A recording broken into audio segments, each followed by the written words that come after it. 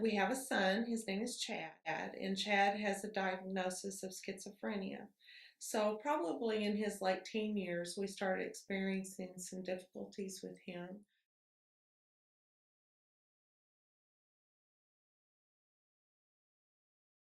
I informed the police officer that we were in the process of an involuntary commitment and the doctor had ordered him to the hospital. I said, you just need to take him to the hospital. He had him handcuffed, and I pleaded with him. And you could tell that Chad was very distraught. And so he went ahead and arrested him and charged him with commercial burglary, which is a felony, and drove him to the hospital.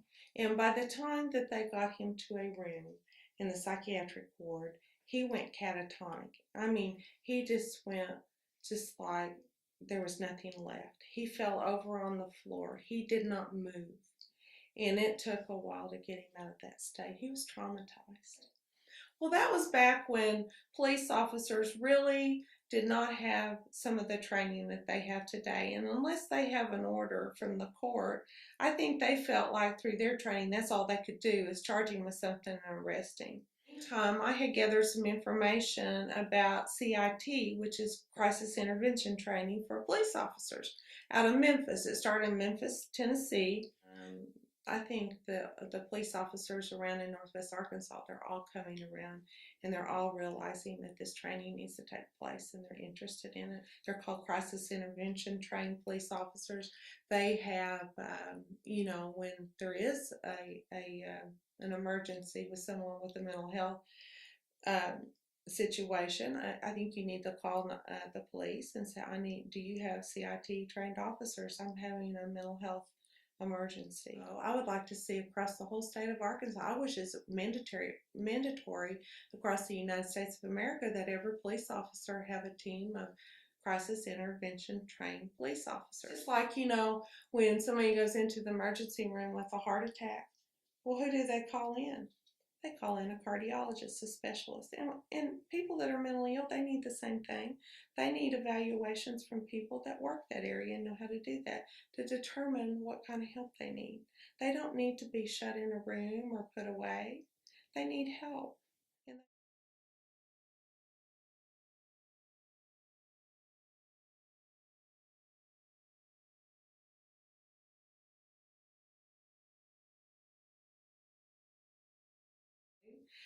we can't shove mental illness under the table and say it's not going to happen or throw people in jail. That's just not the way it works. We're better than that. We need to be prepared to help these people.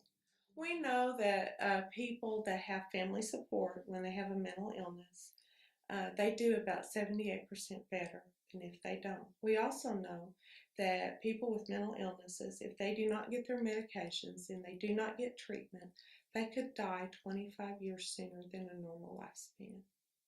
So that's pretty staggering.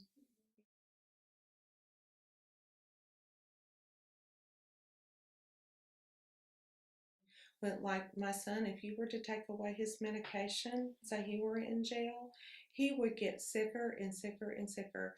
And with him, it could take him a year to come out of that. And then we don't know if he would be in as good a shape as he was before the crisis occurred. So.